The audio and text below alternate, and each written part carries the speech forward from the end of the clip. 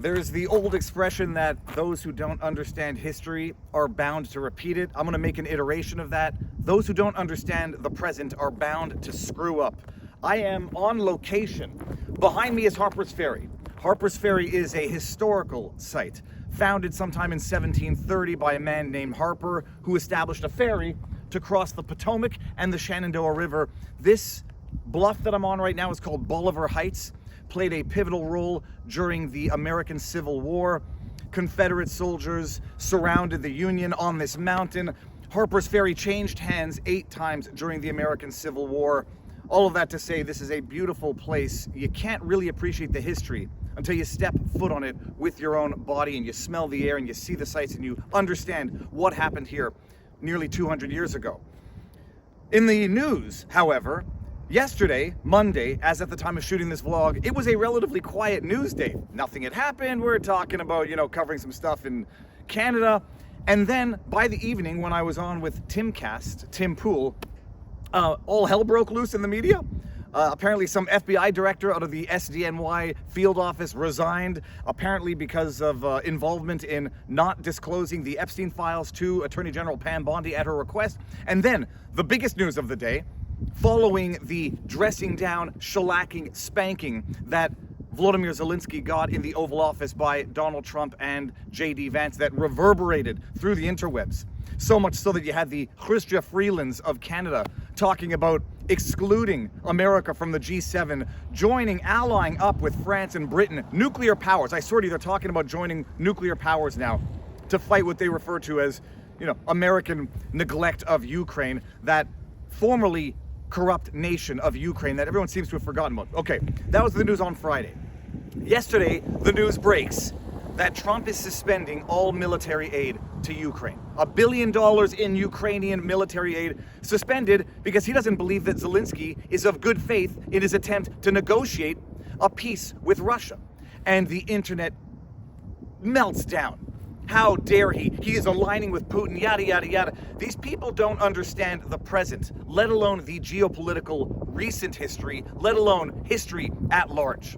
People seem to have forgotten, back in the first impeachment, Zelensky effectively stood silent while Trump was impeached for a quid pro quo that Trump never committed, but that Biden in fact committed when he threatened to withhold $1 billion in aid unless Ukraine fired that corrupt prosecutor that was investigating Burisma, where his son was working from 2014 to 2020, whatever. Ironically enough, the 10-year period where Biden gave his son a preemptive pardon for a decade of criminality. Zelensky sat idly by while Trump was impeached for something that he never did. Oh, he gave a couple of statements in some interviews, yada, yada, yada. He remained strategically silent and let Trump get thrown to the wolves who tried to wrongly impeach him the first time around. Zelensky, you would all forget also, basically campaigned for the Democrats. Sat there with Josh Shapiro, that governor of Pennsylvania war whore, while he signed warheads.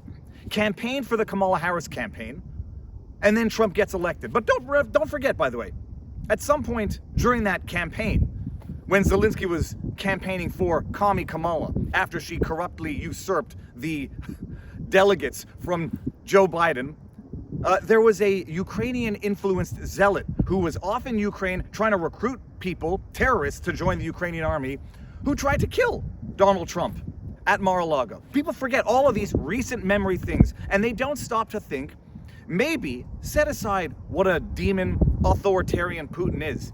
Two things can be true at the same time. People seem to still think somehow that this corrupt country of Ukraine that has been used and exploited for a proxy war against Russia, they seem to think Ukraine, the country, which was hitherto corrupt beyond words. You look up videos from a decade ago, from 5 years ago. Corrupt, human trafficking, it was a known fact.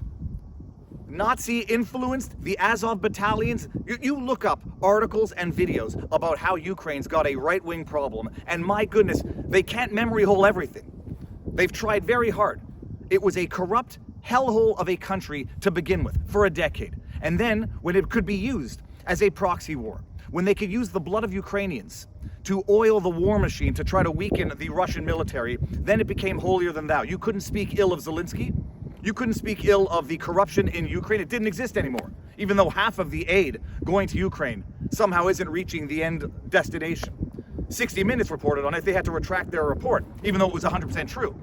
Zelensky gotten richer than a pig in slop during this conflict. Military generals just corruptly stealing tens of millions of dollars. And now somehow, people seem to have forgotten about this, but Zelensky, who's persona non grata in his own country, which is why he won't hold elections, can't let this war come to an end. Much like Yasser Arafat couldn't let the Palestinian-Israeli conflict come to an end, on the one hand, because he would be destroyed and killed by his own people, and some people suspect that's exactly what happened. They have been oiling the machine of this proxy war against Russia with the blood of young Ukrainian men and women. They've run an operation on Zelensky, being holier than thou, Ukraine being better than the Pope. They've run the same operation, brainwashing the general public as to what to think of Ukraine, despite all evidence to the contrary that spans a decade. And now you get Trump in there saying, I don't think Zelensky's serious about peace. He isn't. The gravy train stops with the peace. Not just that, his future becomes very, very questionable if there's a peace. And Trump comes in and says, look, you were supposed to sign the mineral deal on Friday. And the only reason Zelensky reneged on the mineral deal, which was to give America like $500 billion worth of rare minerals from Ukraine in order to pay them back for the war. The only reason he reneged on that was because he said, you're not going to offer me assurances for a future invasion, troops on the ground. And so basically what Zelensky wanted, reneged on that deal, was because it wouldn't continue the very war that they're trying to put to an end right now. And so while they were supposed to sign that on Friday, they don't, because Zelensky's trying to weasel out of it, trying to squeeze more into it, trying to make this proxy war go on forever. Because like many conflicts, some might even say the conflict in the Middle East, the longer it goes on, the more the government in power will not be questioned as to what they've done to allow the situation to escalate to where it is, throws a little wrench in the wheel. And then Trump says, I don't think you're serious about this. And then they proceed to have that spat, and Trump says, you're not serious about this. So no military aid until you get serious about a settlement. You know what's really going to coerce them, force them into a settlement? Not having $1 billion in more military aid. The only thing that has allowed this conflict to escalate and be prolonged the way it has is that they were using military aid from a country, from the rest of the world, to continue funding this war, which would have lasted 2 months had there not been a big brother in the background, that the little brother's saying, hey, I'm getting bullied, will you guys help me out here? And so it's 800,000 Russian and Ukrainian men and women, civilians later. This is going to end the way it probably could have, should have, and would have within a month or two. Or it should have never gotten started in the first place, because people seem to forget as well, Zelensky was elected on a platform of negotiating a settlement or resolution with the Eastern Donbass region with Russia.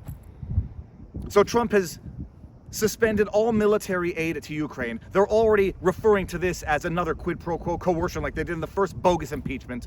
This is how you negotiate a settlement. This is how you push people to be amenable to settling. When they say, holy crap, now I actually have to fight with the tools and the weapons that I have, instead of relying on an international community who could care less about the Ukrainian people, using them as fodder for their proxy war to try to weaken a Russia that has actually not been the case at all. So you can freak out and you can melt down and you can virtue signal, oh, all of these Ukrainian lives lost. Was it for nothing if we don't continue this war? Yes, it was for nothing. And continuing it is not going to make nothing into something. Like a gambler that's lost a lot at the casino already, you're not going to get it back by losing more. So that's the news. Those are my thoughts. This is a beautiful area. Now we got to get back to the airport so I can get back to Florida, because as beautiful as this is, I've grown soft and I like the warm weather of Florida. Behind me, where the Potomac and the Shenandoah meet, continues in the Potomac all the way down to Washington, D.C., out of where we fly.